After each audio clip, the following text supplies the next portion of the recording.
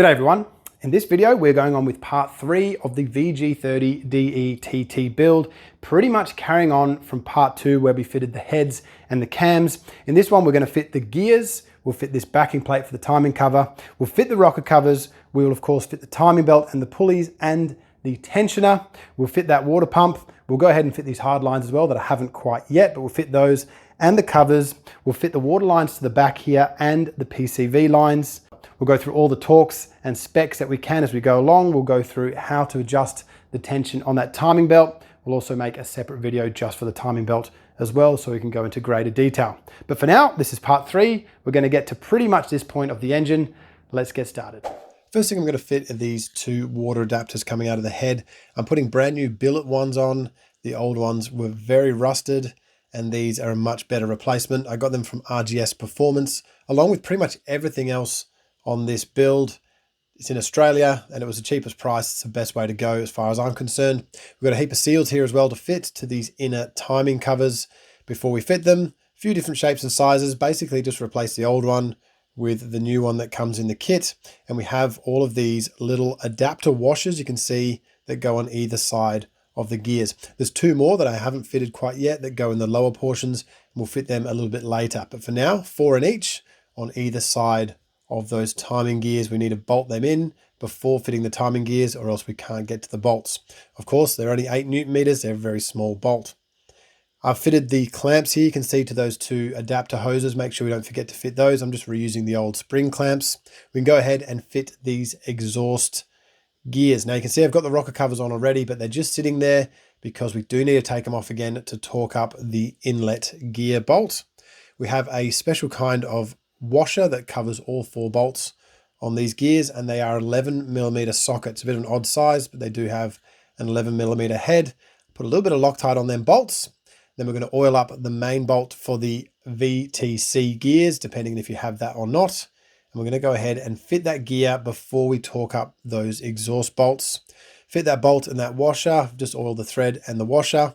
And then we're going to have to hold onto the camshaft here. Nissan gives us a special place to put a spanner, so we can torque it up to that 90 foot-pounds that I'm putting on it. And that's why I've left that inlet rocker cover off. I glued down the exhaust rocker cover first, so I've had to use a little bit of aluminium here just to hold that gear steady. Just make sure it's in a straight line pointing to the center of that intake gear if you're going to do it this way.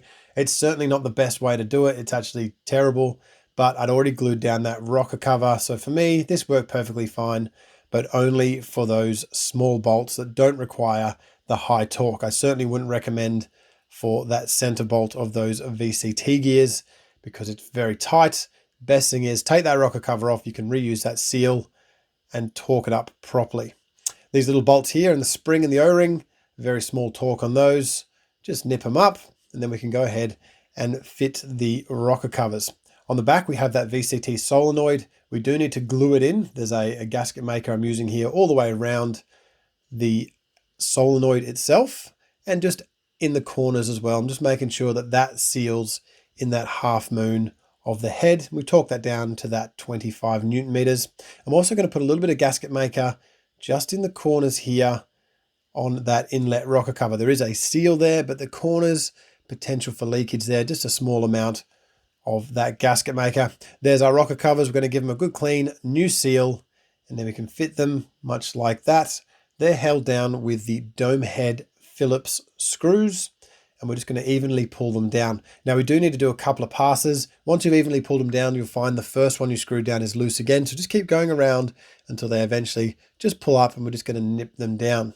There's a half moon that goes in the back of the exhaust side. Now this is the side we glue down. You can see I don't have the gear on. I glued it down. Then of course I had to tighten up the bolts in the gear without using the allowance on the cam. So it's always a good recommendation. Put the gears on first in the backing plate before gluing down this rocker cover. I didn't do it in that order and it was a little bit more difficult. We're going to pull these down evenly, exactly the same way. Of course, there is no gasket this time. We'll pull them down to 8 to 10 Newton meters, nice and evenly. Work your way around from the inside out and give it a couple of passes. Of course, we'll do the same on the other side as well, and that's our rocker covers fitted. Next, we can drop in our spark plug cover. I think Nissan call this an ornament. Left and right are different, and they have left and right written on them. They're different shape and size. You can see this one here has a bit of a triangular relief.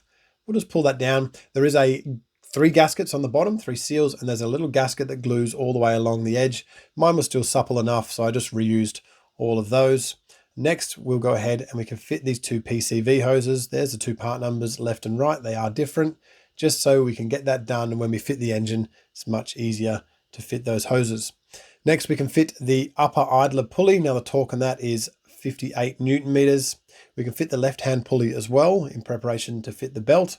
Same thing there, 43 to 58 Newton meters on the nut and the washer. Now I did my timing belt about 6 months ago. I did all the pulleys. I'm definitely going to reuse those. Of course, if you're doing the timing belt and it's been a while, it's good to replace the pulleys, the belt, check the adjuster for leakage, anything like that. Maybe replace adjuster if it's the 120,000 mile service. Just make sure everything is serviceable. In this case here, I've got an O-ring. I'm going to re-grease the shaft, make sure we put the shaft on that side of the holding bolt. And there's an O-ring on the outside as well, just to hold that grease that I've put in there nice and secure inside there for life. Now, of course, there's a big washer here. I've put the rounded edge facing down because that's how it came out, which is not normal for washers, but that's how it looks on this particular one to allow it to pivot. And we can fit the adjuster. Like I said, check that for leaks. And that bolt I've just installed there, we need to torque that up first, because once we fit the pulley, you can't actually get to that bolt at all. So we can torque that up, that 12 to 15 foot-pounds. Make sure it's torqued before fitting the pulley. You see here, I didn't do that, and I did have to take the pulley back off in order to access that bolt. Now, before we fit this, as per the manual, we need to set the gap on the piston here to 4 millimeters. So I've got a stack of feeler gauges here. It's about 3.9 millimeters. We need to set that gap to 4 mil. Now I'm doing it with the bolt. The book says to actually pull it in with a vise and then use the bolt for holding only. They don't like you pulling it in with the bolt. You have to do it very, very slowly, a little bit at a time. You can feel the resistance on the bolt, because if you go too fast on the bolt, you can break the arm off or strip the threads in the holding bolt. Now that's the reason Nissan says set it with a vise and then use the bolt for holding only. If you're nice and careful and slow with that bolt, you shouldn't have any problems. Set that gap to 4 mil and then we're ready to fit that adjuster. We can see here the lines on the belt. It has front pointing forwards. The first line there is a dotted line. Then each line should line up on the gears and the timing marks. And of course, there's one for the crank gear as well. They should all line up as long as the belt is facing forwards where it says it should. And you start with that dotted line on the right-hand exhaust cam. Everything should line up perfectly before fitting the adjuster. Now we fit the adjuster here with the washer and the nut. I think there's actually 2 washers behind there, a normal washer and a split washer. And we just tighten the nut up by hand so we can pivot it backwards and forwards like that. It's still locked with that bolt at 4 mil clearance. Make sure the line is in the correct position on the crank and it should fit pretty easily like that. Of course, double check that line's good. All the lines are where they should be. I'm using a couple of clamps here just to hold the belt in position. They're quite loose and they're just holding the belt.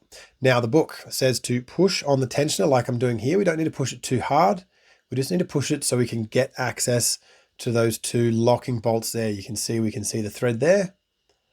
Hold pressure on it while we install those 2 bolts. We're just going to install them loose for now. We can take the clamps off because that will hold the belt in position. Of course, we do need to turn the engine, so those clamps do need to come off. At this point here, we hold pressure on the tensioner and then we can rotate that crank gear at least 10 degrees clockwise. It takes out the slack in the correct position on the belt and adds tension where it should be in the correct rotation of the engine. Now at this point, we're still holding that tensioner. We're just going to nip up all these bolts so that tensioner stays exactly where we're holding it. Now, hopefully we've held it with enough pressure that everything is correct, but we'll find out. So as per the book here, we rotate it 120 degrees backwards. We're going against engine rotation here, anti-clockwise, at least 120 degrees. That's probably about 120 degrees there from the timing mark. That looks correct. And then we're going to advance it in the direction of engine rotation, which is clockwise from the front. And we're going to realign that mark back at number 1 TDC, basically retiming the engine to where we were. At this point here, we can take that hold down bolt out and we're going to check that clearance is 4 millimeters. It's probably a good time here to torque up these two bolts we haven't torqued yet. So I'm just going to go through and torque up everything, make sure everything's tight and where it should be before I take that hold down bolt out and recheck that clearance. So we're going to torque up that pulley as well, make sure everything's aligned and where it should be. Then we can take that holding bolt out, and it takes a little while for that piston to take up tension. Nissan say to wait at least 5 minutes before rechecking that gap. And we do need to rotate the engine so the slack is in the correct position again, as we did earlier. So we can rotate that engine basically as many rotations as you want. I'm just going to rotate it at least one full rotation in the direction of travel, which is clockwise. If we do 2, that brings us back to TDC number 1. Then we can check that gap. Give it 5 minutes, let everything settle. And that gap should be between 3.2 and 5 mil. Essentially, we want it at 4 millimeters, and that says that we've put enough tension on that adjuster when we fitted it. Of course, in my case, the gap was very large. I did not push on the tensioner enough. So we're going to loosen everything off. I've reset the gap to 4 mil with the hold down bolt. So we're back to where we started. Loosen everything off, and I've pushed on that tensioner quite a bit harder this time in order to get that 4 millimeter clearance. We basically want enough clearance so the piston can retract and advance to allow for movement in the engine, vibrations, and of course the stretching of the belt. Now I've got the stopper belt out again. We've done the exact same process. We've just pushed a bit harder on the tensioner before locking it off. Rotate the engine with the locking bolt out. That stopper bolt's now out. Wait 5 minutes and check to see. We want that 3.2 to 5 mil. I've got a 4 mil clearance there plus a little bit. So maybe I could push it a little bit harder. If you're finding it's too hard to push it, you're putting too much tension on it, you can actually set the gap a little bit smaller. Set the gap to 2 mil, push a little bit lighter, and then it will take up the slack and move to 4 mil that way. It can be an easier way to do it. But as long as you end up with 4 mil, it should be about right. Now in this case here, Nissan also gives us a deflection. Not very handy thing to measure. It's hard to measure and you needed something to gauge the force. So in our case, 4 mil clearance at the end of the day after 5 minutes and we've rotated the engine should be correct. From here, we can fit the water pump. Now the water pump is a liquid gasket fitment. Again, I'm just using this Loctite 5127, I think it is. It's a form in place gasket maker. We can torque up that water pump to 16 and 19 Newton meters. And it does have a special bolt on the right hand side there. I marked it earlier. That bolt itself has a thread in it that we need to put in the correct position. And then we can fit these two here. Behind the plates, there is a special washer, the same ones that go behind the gears. There's a long and a short one. The short one's on the right here. You can see it. I'm just fitting the long one now. Before we go ahead and fit any covers or any lines, we can go ahead and fit this carrier for the CAS sensor. It sits on a dowel and there's 3 bolts. There's 2 long bolts and we're going to torque them up 16 to 21 or 12 to 15 foot-pounds. And there's a short bolt as well, as you can see. We can go ahead and fit the lower guard from there. Now you can see that water pump bolt is essential because the lower guard does mount to that special in-threaded water pump bolt. And there's a host of small 8 mil head bolts here. They have a special rubber washer on them and they do bottom out pretty early. They've got a special collar on to do that. We just tighten them up. We don't need to torque them or anything. Just nip them up, get a feel for it. They don't need to be very tight at all. Make sure we don't miss any. There's a few different ones. And the 2 left and right ones also mount to other mountings on the engine. So I haven't fitted them all yet. There's 2 extra ones that need to mount to other mountings that go on the engine. Don't forget to fit this belt guide washer as well, just so we don't forget. And then we can go ahead and fit the upper and lower covers. We have to fit them before the water lines because you can't get the covers on and off when the water lines are already fitted. So we'll fit those with those 5 millimeter head Allen key bolts as my 5 millimeter driver. Fit all of those. They have isolation washers as well. And there is a new gasket or rubber O-ring seal here. We need to fit that one there to go around that CAS sensor mounting. With those covers fitted, everything's just torqued up. We'll nip all those bolts down and then we can go ahead and fit the thermostat. Now, it's always recommended to fit a new thermostat. I fitted a new one when I did the belt last time about 6 months ago. I tested it. It opens and closes. It does all the things it needs to do. I am going to reuse it. Let's make sure that jiggle valve, the little bypass valve, faces up at 12 o'clock, straight up and down at the top. It's important for when we bleed the engine. Of course, we're going to fit these tubes here. The triangular one goes at the bottom. That houses the thermostat. It has 2 nuts and 1 bolt, and it is put on with liquid gasket, 16 and 19 newton meters, or around about 12 to 15 foot-pounds on that one. Clear any liquid gasket on the top because the next one needs that space. You don't want to contaminate that face with liquid gasket from the bottom one, or else the top one may not seal. This top one can be very hard to fit. We need to put the spring clamps or worm clamps, depending on what you're using, on the hoses first, and then we need to push that in with quite a bit of force. You can see I'm opening the spring clamp here at the same time as pushing that assembly in. It needs to go all the way in until the bolts can engage the 3 positions there, and then we can pull it in with the bolts and a ratchet like I'm about to do here.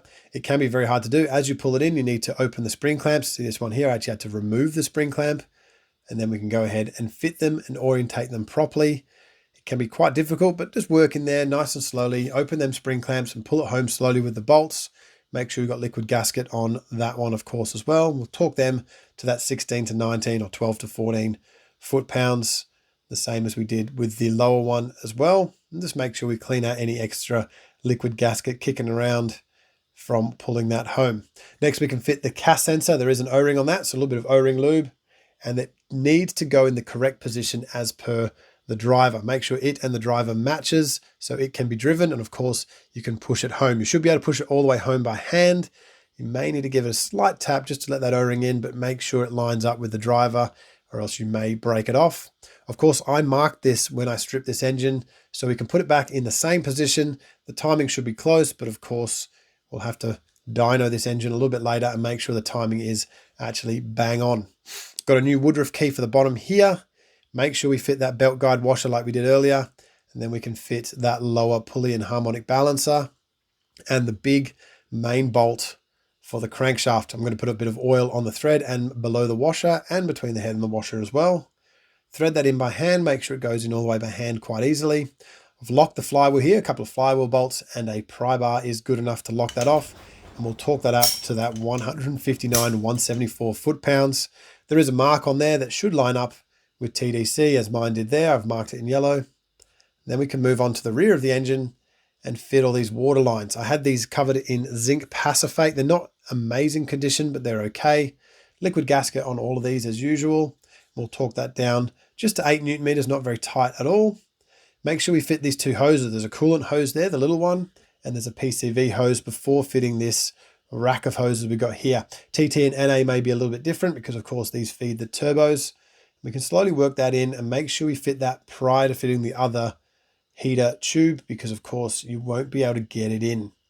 There's a little earth here on the intake. I'm just fitting before I forget it because it can get confused. Once we fit this water line assembly, you can miss it quite easily. It gets kind of covered up. We'll fit this second heater tube here. You can see mine's got the long tube there. The NAs are a little bit different. Same thing, liquid gasket. We're going to torque them up 6 to 8 newton meters or 4 to 6 foot-pounds. Not very tight at all. Just nip them up nice and evenly. Clean off any excess gasket maker, and then water lines and PCV lines are ready to go. While I'm here, I'm just going to fit these brackets as well, just because that's what's left of my zinc stuff. Make sure that little mount is facing the front. You can get left and right confused, so make sure it looks like that. And that is pretty much as far as we will go today. You can see I've got the injectors fitted, but I'll do that in a separate video. Other than that, thank you very much for watching.